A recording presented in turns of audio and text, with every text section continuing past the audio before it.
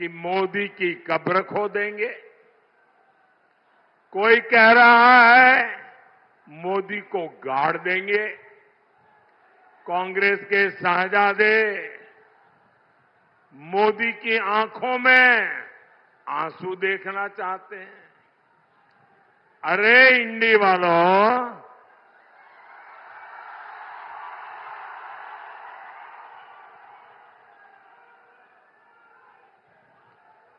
अपनी मनमानी से आपकी इच्छा से अब देश नहीं चलता। इंडी वालों की आंखों में भले ही मोदी खटकता हो, लेकिन देश के लिए, देश के दिल में मोदी है।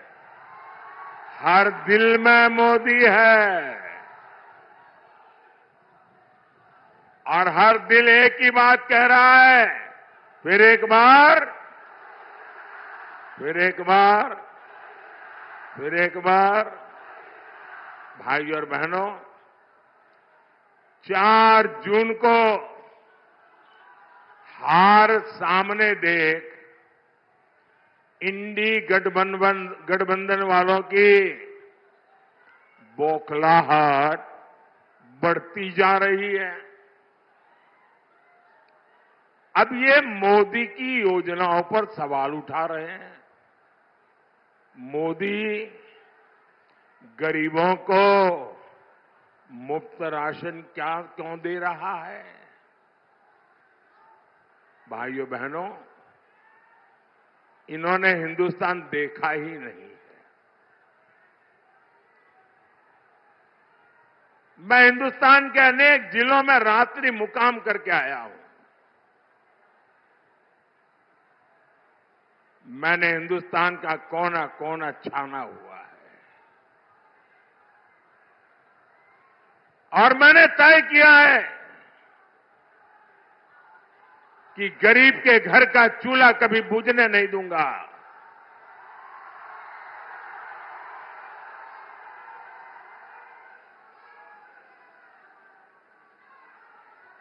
रात को जब बच्चे भूखे पेट सोते हैं तो उस मां पर क्या बीतती है, इसका मुझे पता है। और इसलिए मोदी गरीब को मुफ्त राशन देता है, देता रहेगा।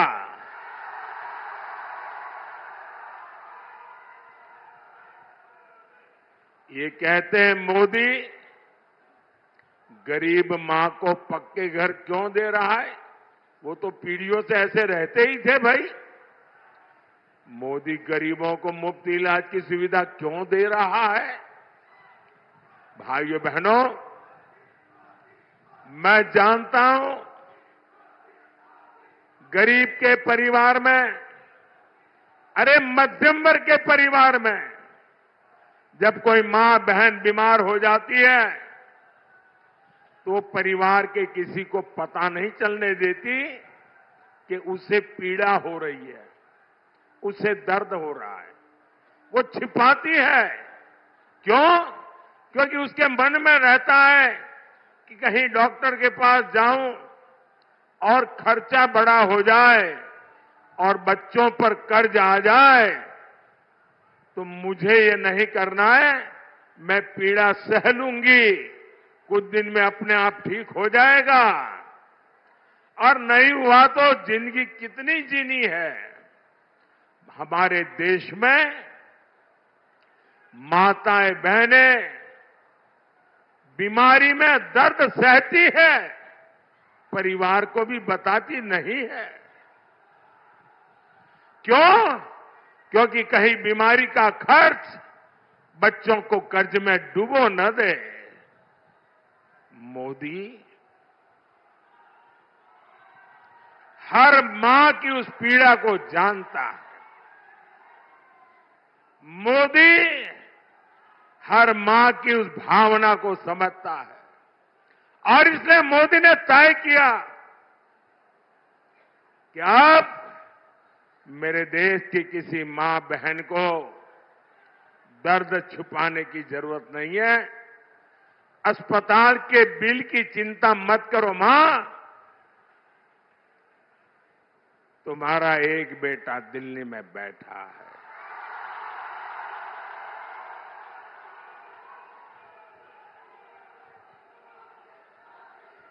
अब तुम्हारी बीमारी का खर्च ये तुम्हारा बेटा उठाएगा। अरे भाई, मोदी तो गरीब की सेवा के लिए ही तो पैदा हुआ है।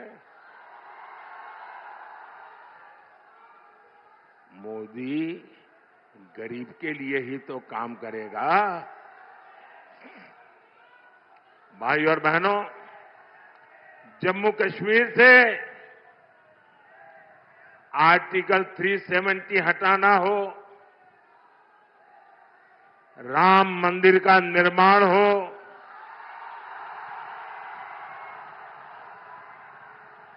बोलो जय श्री राम।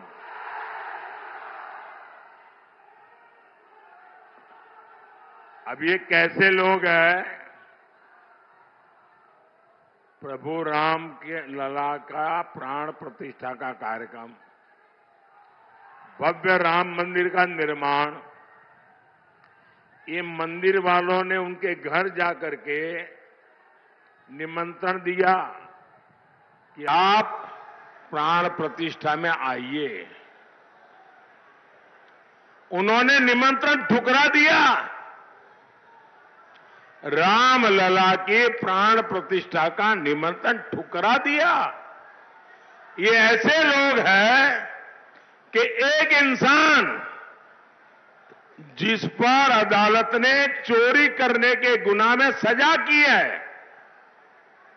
जो जेल काट रहा है, बीमारी के कारण घर आने का अवसर मिला है, उसके घर जाकर के बढ़िया बढ़िया खाना पका करके खाने की फुर्सत है, लेकिन राम लला के हाथ जाने की फुर्सत नहीं है।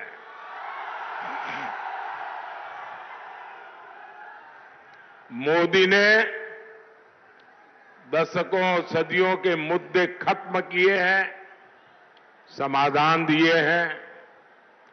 मोदी इन लोगों की तरह नहीं है जो गरीब के साथ विश्वासघात करे।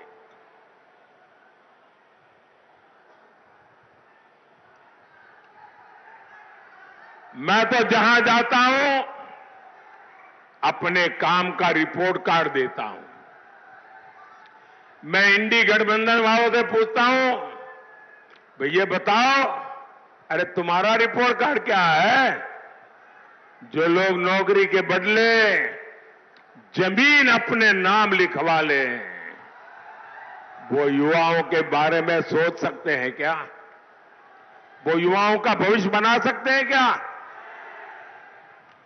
जिनके जंगल राज में सिर्फ बम बारूद और कट्टों का कारोबार फला फूला, जिनके जंगल राज में भूमाफियाई फले फूले, जिन्होंने बिहार को अपहरण और फिरौती की इंडस्ट्री दी, जो कभी बिहार बड़ा नहीं कर सकते। नीतीश जी ने जिस मेहनत से बिहार को उन स्थितियों से बाहर निकाला है, वो बहुत सराहनीय है। आज हमारे मित्र सुशील मोदी जी हमारे बीच नहीं है। इतिहास जब अवलोकन करेगा तो नीतीश जी और सुशील जी का नाम जंगल राज को समाप्त करने वालों में गिना जाएगा। साथियों, बिहार ने दशकों तक पलायन का दौर देखा है, लेकिन एनडीए सरकार के प्रयासों से अब पलायन रुक रहा है। बिहार के युवाओं को यहीं पर रोजगार के अवसर मिल रहे हैं। आप मुझे बताइए, चंपारण में केंद्रीय विश्वविद्यालय बना है, खेती के लिए रिसर्च सेंटर बना है, सरदार पटेल सहकारी प्रशिक्षण संस्थान बना है, सिलेंडर का प्लांट लगा है, इफको बाजार बने हैं, ये सब कुछ क्या आपने आप चल रहे हैं क्या? इनमें रोजगार नहीं मिला क्या? या इतना बड़ा डेयरी प्लांट बना है, इससे हजारों पशुपालकों, माताओं बहनों की आय बढ़ी है, इसमें किसी को रोजगार नहीं मिला है क्या? ये जो पुल बन रहे हैं, हाईवे बन रहे हैं, रेलवे स्टेशन आधुनिक हो रहे हैं, ये बिना किसी को रोजगार दिए बन रहे हैं क्या? क्या जादुई चिराग से बनते हैं क्या? भाइयों बहनों, जंगलराज वालों ने आजकल आरक्षण का और संविधान पर दिन रात जोर जोर से झूठ बोलने का एक बड़ा अभियान चलाया है। सच्चाई ये है कि बाबा साहब आंबेडकर न होते तो नेहरू जी एससी एसटी को आरक्षण नहीं मिलने देते। उन्होंने तो मुख्यमंत्रियों को चिट्ठी लिख करके विरोध किया था, नेहरू जी ने। नेहरू जी से लेकर राजीव गांधी तक इस परिवार के जितने प्रधानमंत्री हुए, सबने ओबीसी आरक्षण का विरोध किया। कांग्रेस ने गरीब, एससी, एसटी, ओबीसी, महिला का हर किसी को धोखा दिया। इसलिए आज सिर्फ एक ही वोट बैंक उनके पास बचा है। अब इस वोट बैंक को खुश करने के लिए एससी, एसटी, ओबीसी का आरक्षण धर्म के आधार पर आपसे छीन करके वोट जिहाद वालों को देना चाहते हैं। संविधान क्योंकि इसकी इजाजत नहीं देता, इसलिए ये संविधान बदलना चाहते हैं। साथियों, मोदी का ट्रैक रिकॉर्ड आपके सामने है। 10 साल में करीब करीब 400 संशोधनों का समर्थन हमारे साथ रहा है। मोदी ने इसका उपयोग गरीब, दलित, पिछड़े, वंचित, उन्हें सशक्त करने के लिए किया है। एनडीए ने पहले दलित बेटे को और फिर हमारे देश की आदिवासी बेटी को संविधान का सर्वोच्च पद, राष्ट्रपति पद पर बिठाया। हमारी सरकार है जिसने पिछड़ा वर्ग आयोग को संवैधानिक दर्जा दिया। पहले केंद्रीय विद्यालय, नवोदय विद्यालय और सैनिक स्कूलों में ओबीसी आरक्षण नहीं था। मोदी सरकार ने ही आरक्षण लागू किया। मेडिकल पढ़ाई में भी केंद्रीय कोटे में पहली बार ओबीसी आरक्षण हमने लागू किया। एससी, एसटी, ओबीसी का हित अगर कहीं सबसे ज्यादा सुरक्षित है तो बीजेपी में है, एनडीए में है। साथियों, सामाजिक न्याय की ऐसी हर गारंटी को पूरा करने के लिए आपको केंद्र में मोदी की मजबूत सरकार बनानी है।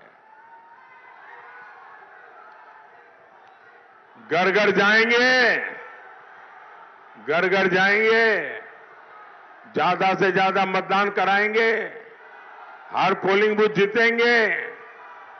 देखिए, पूर्वी चंपारण से श्रीमान राधा मोहन जी, पश्चिमी चंपारण से संजय जायसवाल जी, वाल्मीकि नगर से सुनील कुमार जी, शिवहर से बहन लवली आनंद जी को भारी मतों से विजयी बनाना है। मेरा एक और काम करिएगा, करेंगे? जरा हाथ ऊपर करके बताइए, करेंगे? ऐसे नहीं, पूरी ताकत से बताइए, करेंगे? यहां से जाने के बाद ज्यादा से ज्यादा घरों में जाइए, ज्यादा से ज्यादा परिवार में जाइए और जाकर के कहिएगा कि मोदी जी आए थे, मोदी जी ने परिवार के सबको राम राम कहा है। मेरा राम राम कह दोगे? हर घर में मेरा राम राम पहुंचा दोगे? बोलिए भारत माता की, भारत माता की, भारत माता की। बहुत बहुत धन्यवाद।